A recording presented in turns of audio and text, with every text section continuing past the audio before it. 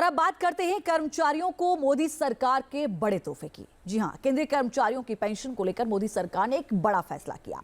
केंद्रीय कर्मचारियों के लिए मोदी सरकार पेंशन की एक नई स्कीम लेकर आई है। इस पेंशन स्कीम का नाम है यूनिफाइड पेंशन स्कीम यानी यूपीएस। 2004 के बाद से सरकारी कर्मचारियों के लिए एनपीएस यानी नेशनल पेंशन स्कीम चल रही थी। कई कर्मचारी संघ पुरानी पेंशन व्यवस्था बहाल करने की मांग भी कर रहे थे। सवाल है कि नई यूपीएस से क्या इस मांग पर विराम लगेगा? ये रिपोर्ट देखिए।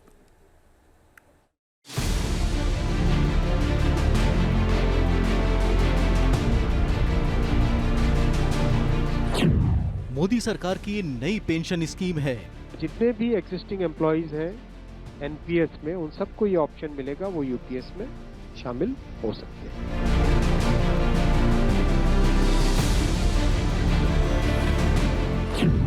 23 लाख केंद्रीय कर्मचारियों को इसका फायदा होगा।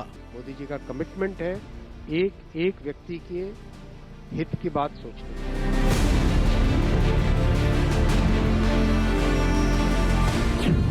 अगले साल अप्रैल से कर्मचारी इसका लाभ ले सकेंगे। 1 अप्रैल 2025 से लागू होगी ये स्कीम।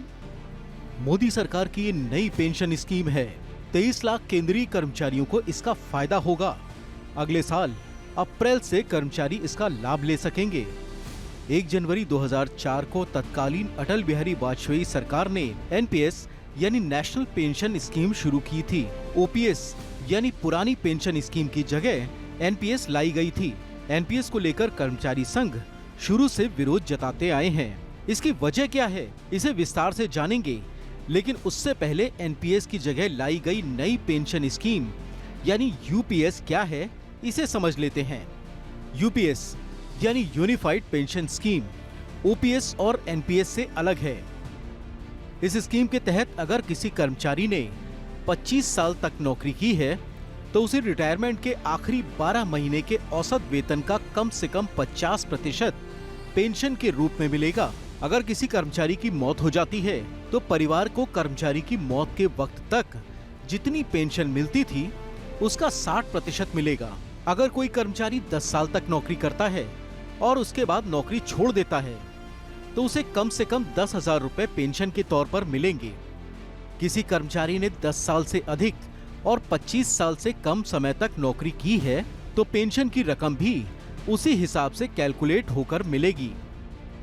प्रधानमंत्री श्री नरेंद्र मोदी जी की अध्यक्षता में यूनियन कैबिनेट ने यूनिफाइड पेंशन स्कीम को अप्रूव किया है, इसको अनुमोदित किया है और ये स्कीम अभी आने वाले समय में लागू होगी। सरकार का कहना है कि यूपीएस का मकसद केंद्रीय कर्मचारियों को सुनिश्चित पेंशन, पारिवारिक पेंशन और सुनिश्चित न्यूनतम पेंशन प्रदान करना है। कर्मचारियों के पास एनपीएस और यूपीएस में से किसी एक को चुनने का विकल्प होगा। यूपीएस के तहत महंगाई इंडेक्सेशन का लाभ भी मिलेगा। यूपीएस में ग्रेच्युटी के अलावा रिटायरमेंट के समय एक मुश्त भुगतान किया जाएगा। हर 6 महीने की सेवा पर बेसिक सैलरी यानी वेतन और महंगाई भत्ते का 10वां हिस्सा जुड़कर रिटायरमेंट पर मिलेगा। ये स्कीम केंद्र सरकार के करीब 23 लाख कर्मचारी, करीब 23 लाख एम्प्लॉइज हैं, उनको इसका बेनिफिट मिलेगा। ऑप्शन रहेगा, कोई अगर एनपीएस में रहना चाहे तो एनपीएस में रह सकता है, यूपीएस में ऑप्ट करना चाहे which is naturally a very attractive scheme तो उसमें ऑप्ट कर सकता है।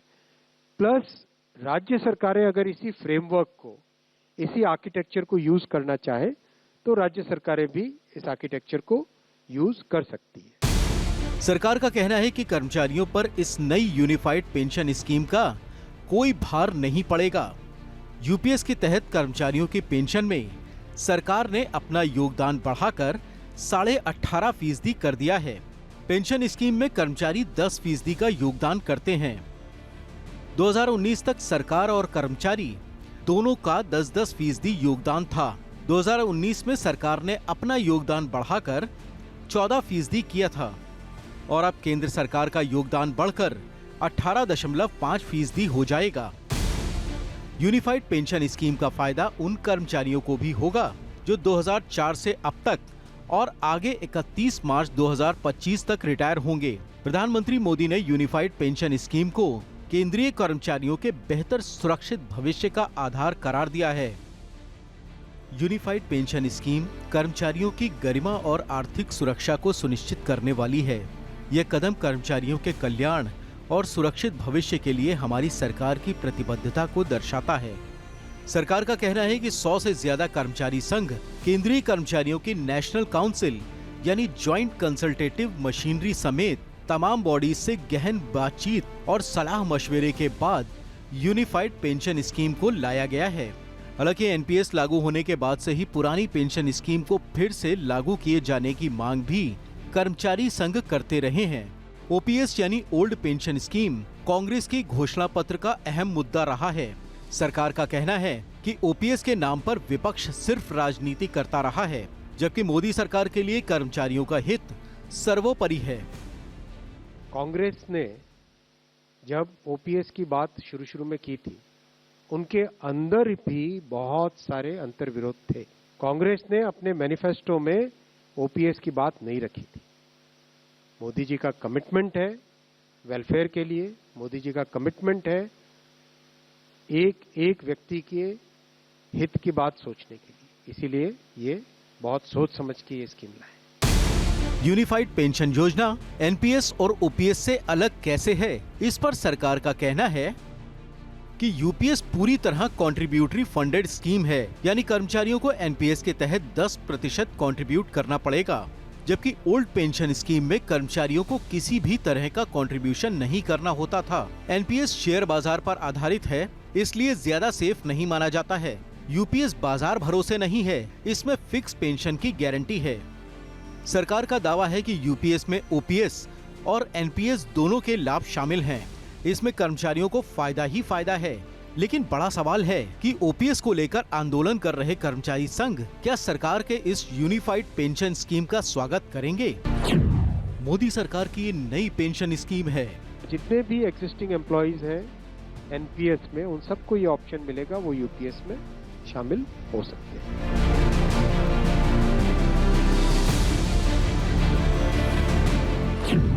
23 लाख केंद्रीय कर्मचारियों को इसका फायदा होगा। मोदी जी का कमिटमेंट है एक व्यक्ति के हित की बात सोचने की।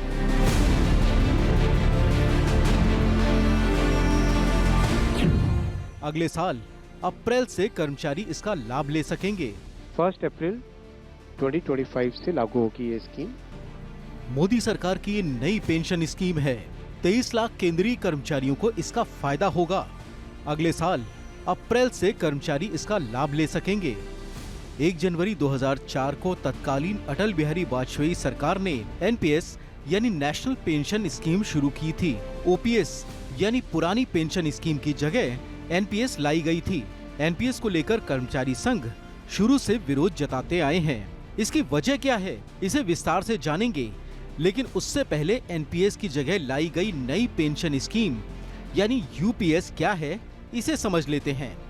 यूपीएस यानी यूनिफाइड पेंशन स्कीम ओपीएस और एनपीएस से अलग है।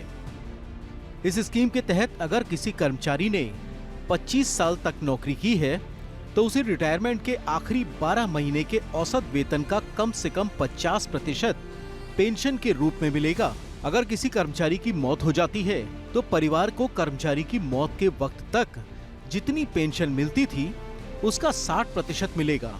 अगर कोई कर्मचारी 10 साल तक नौकरी करता है और उसके बाद नौकरी छोड़ देता है तो उसे कम से कम 10,000 रुपए पेंशन के तौर पर मिलेंगे। किसी कर्मचारी ने 10 साल से अधिक और 25 साल से कम समय तक नौकरी की है तो पेंशन की रकम भी उसी हिसाब से कैलकुलेट होकर मिलेगी। Team news nation.